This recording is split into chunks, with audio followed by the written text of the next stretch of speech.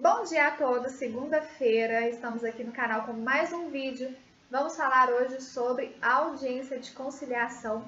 Quem me segue lá no Instagram viu que na parte da manhã eu realizei uma audiência de conciliação. Então eu estou aproveitando o ensejo para passar para vocês algumas informações sobre a audiência de conciliação. Quem não me segue no Instagram ainda, os links estão aqui embaixo, tanto do Instagram quanto do Facebook. Tem o meu e-mail também, quem quiser entrar em contato, fiquem à vontade. Bom, audiência de conciliação é o assunto de hoje e a primeira informação que eu gostaria de compartilhar com vocês é: a audiência de conciliação agora é a regra, ou seja, a audiência de conciliação é um dos primeiros movimentos ali do processo. Logo que recebe a petição inicial, o juiz designa uma audiência de conciliação para tentar compor as partes.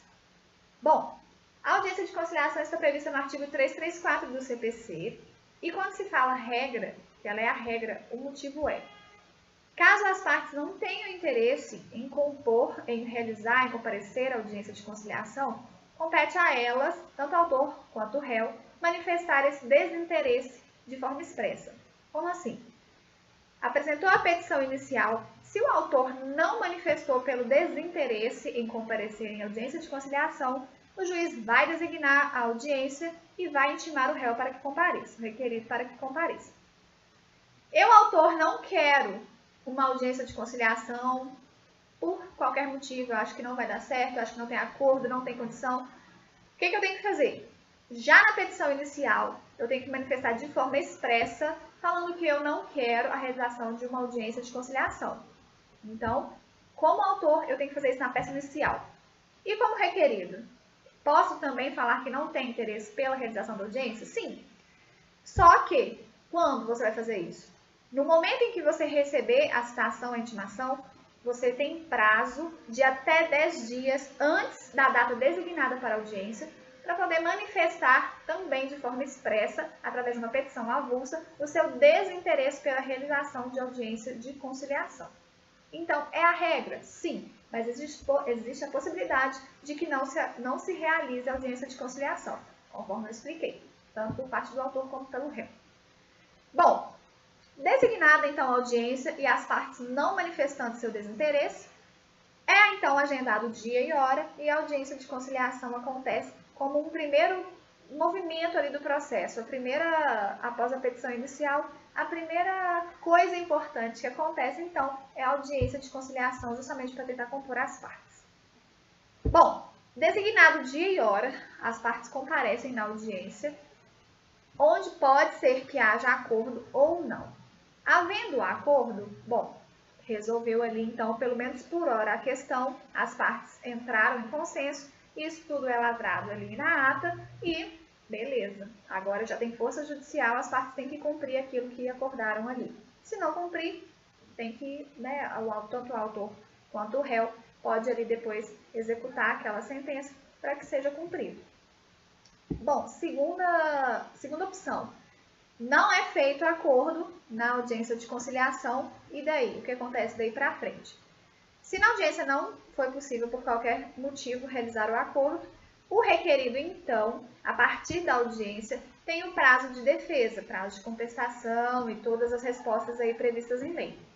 Então, dali, da audiência onde não foi feito acordo, começa a correr o prazo do requerido para apresentar sua resposta. Às vezes, acontece que no próprio mandado de intimação e citação, quando vai para o requerido, já vem constando essa informação lá no texto do mandado. Intima para a audiência e já informa que o prazo de resposta passará a contar a partir da audiência frustrada, da audiência onde não houver o acordo. Se o advogado estiver constituído com poderes para transigir, o advogado, caso o autor não vá na audiência, pode sim firmar acordo, discutir a questão e chegar ali num consenso com o réu, com o requerido.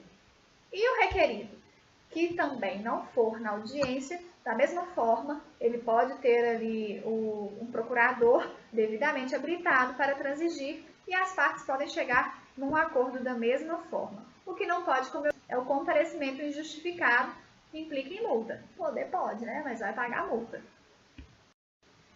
essa previsão, né, de o procurador poder representar a parte quando devidamente constituído, com poderes para transigir, está contida no artigo aqui 10º. Parágrafo 10º do artigo 334.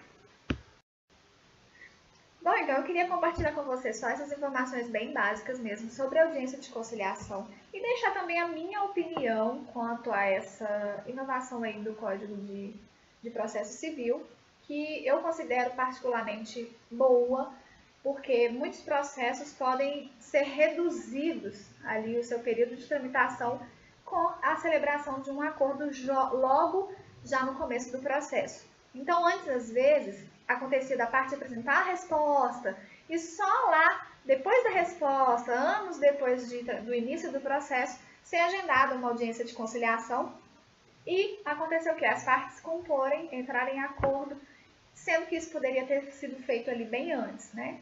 Sem contar que há também a questão de, como se diz?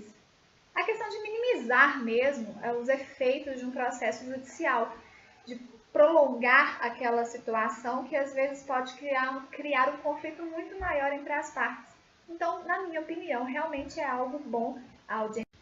Só exemplificando para vocês, no caso da audiência que eu fiz hoje, era uma audiência de família e as partes chegaram a um acordo para poder realizar um exame de DNA que, se não fosse essa oportunidade da audiência de conciliação, iria acontecer só bem mais para frente no processo, depois da resposta, lá na especificação de provas, na audiência de instrução e tal, com resultado do DNA, enfim.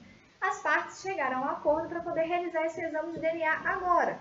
Depois, se for o caso, o réu vai apresentar a resposta, mas tudo já com o exame em mãos. Então, na minha opinião, foi algo aí que diminuiu aí o prazo de tramitação do processo. Então, é algo sim válido e que eu vejo que funciona. Então é isso, gente. Só aí algumas informações rapidinhas sobre a audiência de conciliação. Quem tiver qualquer dúvida pode deixar aí embaixo nos comentários do vídeo e até a próxima.